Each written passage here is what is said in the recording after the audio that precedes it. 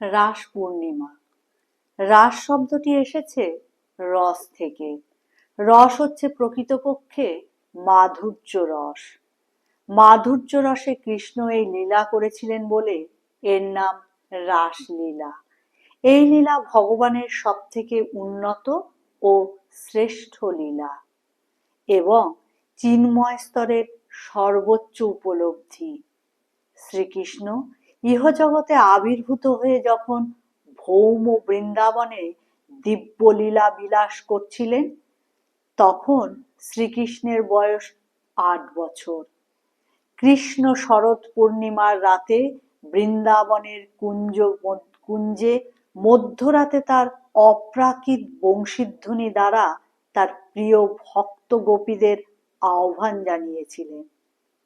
তখন সেই রাতে শ্রীকৃষ্ণের বংশীধ্বনি শুনবার পর ব্রজগোপীরা গৃহ থেকে বেরিয়ে পড়েন ও সকলে শ্রীকৃষ্ণের কাছে ছুটে গিয়েছিলেন।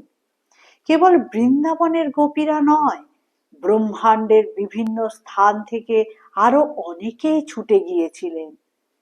শ্রীকৃষ্ণ তখন আগত সকল গোপীদের সাথে নিজেকে বিস্তার করে নৃত্য করেছিলেন। বৃন্দাবনের এই নৃত্যই রাস নৃত্য বলে সুপরিচিত। রাসলীলায় ছিলেন 3 শ্রেণীর গোপী: নিত্য সিদ্ধা, সাধন সিদ্ধা ও কৃপা সিদ্ধা। নিত্য সিদ্ধা গোপীরা শ্রীকৃষ্ণের নিত্য পার্ষদ। তারা ইহজগতের বন্ধনে আবদ্ধ নয়, এরা শুদ্ধ এবং শ্রীকৃষ্ণের সাথেই থাকেন। সাধন সিদ্ধা বলতে বোঝায় যারা সাধন করে শুদ্ধ হয়েছেন। যেমন ত্রেতা যুগে ভগবান রামচন্দ্র যখন শ্রীমতী সীতাকে নিয়ে দণ্ডকারণ্যের মধ্যে দিয়ে হেঁটে যাচ্ছিলেন, তখন ভগবান রামচন্দ্রের সেই রূপ দর্শন করবার পর দণ্ডকারণ্যের ঋষিরা, যারা লক্ষ লক্ষ বছর ধরে ধ্যান করছিলেন, তারা ভগবান রামচন্দ্রকে স্বামী রূপে পেতে চেয়েছিলেন। ভগবান রামচন্দ্র তখন তাদের বলেছিলেন, তিনি যখন দাপরের শেষে কৃষ্ণ রূপে লীলা করতে আসবেন, তখন সেই সব ঋষিদের সকল বাঞ্ছা পূর্ণ করবেন। তাই তারাও রাসলীলাতে অংশগ্রহণ করেছিলেন। আরেক শ্রেণীর গোপী ছিলেন দেবকন্যা, ঋষিকন্যা ও গান্ধর্ব কন্যা। এরা ততটা শুদ্ধ হয়ে ওঠেনি, তাই এদের গৃহে বন্দি করে রাখা হয়েছিল। রাসলীলা বা রাসযাত্রা সনাতন ধর্মাবলম্বীদের একটি বাৎসরিক উৎসব। রাস মূলত শ্রীকৃষ্ণের ব্রজলীলার অনুকরণে বৈষ্ণবীয় ভাবধারায় অনুষ্ঠিত ধর্মীয় উৎসব। ভগবান কৃষ্ণের রসপূর্ণ অর্থাৎ তাত্ত্বিক রসে সমৃদ্ধ কথাবস্তুকে রাসযাত্রার মাধ্যমে জীবাত্মার থেকে পরমাত্মায়, দৈনন্দিন জীবনের সুখানুভূতিকে আধ্যাত্মিকতায় এবং গ্রাম প্রকৃতি সমূহকে প্রেমাত্মায় প্রকৃতিতে রূপ প্রদান করে অঙ্কন করা হয়েছে। হর্ষচরিতের টিকাকার শঙ্করের মতে রাস হলো এক ধরনের বৃত্তাকার নাচ, যা 8, 16 বা 32 জনে সম্মিলিতভাবে উপস্থাপন করা যায়। পদ্মপুরাণে শারদ রাস ও বাসন্তী রাসের উল্লেখ পাওয়া যায়। বৈষ্ণব বৈবর্ত পুরাণে বাসন্তী রাস এবং শ্রীমদ্ ভাগবত ও বিষ্ণু পুরাণে শুধুমাত্র শারদ রাসের বর্ণনা আছে। হরিবংশে ও ভাসের বালচরিতে উল্লেখ আছে যে কৃষ্ণ গোপিনীদের সঙ্গে হল্লিস নৃত্য করেছিলেন। হল্লিস নৃত্য যদি তালযুক্ত ও বিবিধ গতিভেদে বৈচিত্র্যপূর্ণ হয়, তবে তাকে রাস নামে অভিহিত করা হয়। বিষ্ণু পুরাণের মতে কৃষ্ণ রাস অনুষ্ঠান করেছিলেন গোপ রমণীদের সঙ্গে।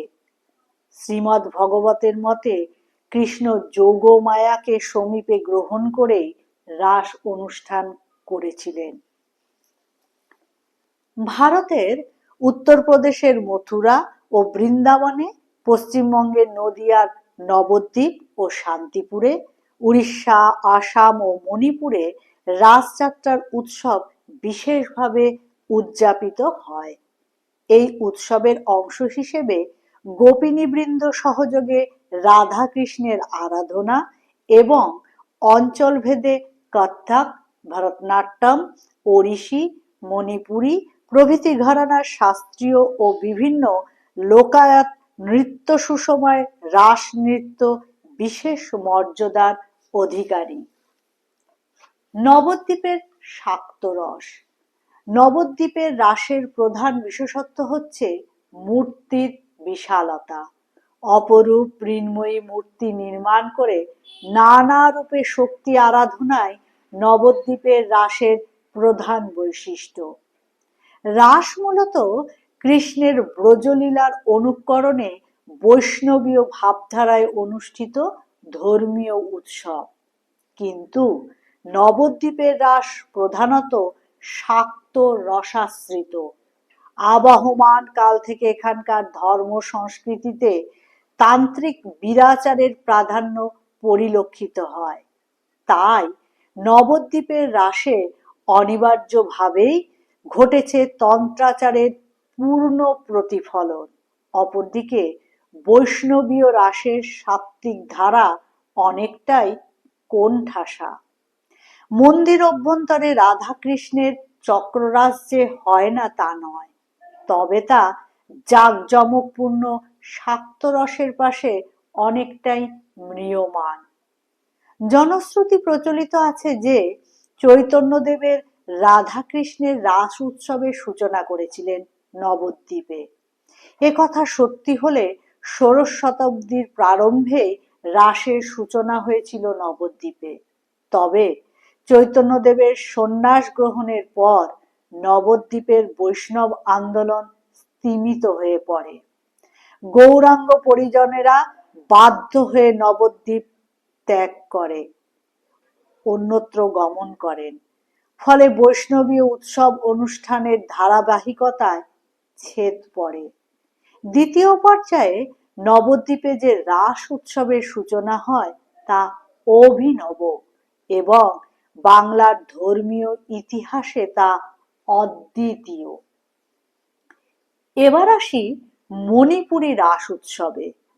মণিপুরীদের সব থেকে বড় উৎসব রাস পূর্ণিমা। কথিত আছে অষ্টাদশ শতাব্দীতে মণিপুরের রাজা মহারাজ ভাগ্যচন্দ্র একদিন স্বপ্নে দেখতে পান রাধা ও কৃষ্ণের রাসলীলা। তারপর তিনি স্বপ্নের আলোকে উপস্থাপন করেন রাসলীলার রাস নৃত্য। তিনি কয়েকজন কুমারী মেয়ে দিয়ে রাসলীলা করান। তার নিজ মেয়ে কুমারী বিশ্বাবতীকে শ্রীরাধা এবং মন্দিরের শ্রী গোবিন্দকে শ্রীকৃষ্ণের ভূমিকায় অবতীর্ণ করে রাসলীলা করেন এবং রাজা নিজেই ওই রাসে মৃদঙ্গ বাদক ছিলেন। তাতে তিনি নিজস্ব তাল ব্যবহার করেন আর তার সেই তালই এখনো পর্যন্ত চলছে। অন্য সূত্র থেকে জানা যায় 1779 খ্রিস্টাব্দে মণিপুরের মহারাজ স্বপ্নাদিষ্ট হয়ে যে রাস নৃত্যের প্রবর্তন করেন, মহারাজের মৃত্যুর 100 বছর পরে মহারাজ চন্দ্রকীর্তির শাসনকালে তা আরো বেশি জনপ্রিয় হয় এবং সকল মণিপুরীদের মাঝে তা ছড়িয়ে যায়। মণিপুরীদের 3টি গোত্র, এর একটি মতেই, আরেকটি বিষ্ণুপ্রিয়া, সবশেষে মতেই পাঙাং। বিষ্ণুপ্রিয়া ও মতেই গোত্রের লোকেরা সনাতন ধর্মে বিশ্বাসী। এছাড়া মতেই পাঙানরা ইসলাম ধর্মে বিশ্বাসী। তবে সব মণিপুরেরই প্রধান বার্ষিক উৎসব রাস পূর্ণিমায় রাসলীলা।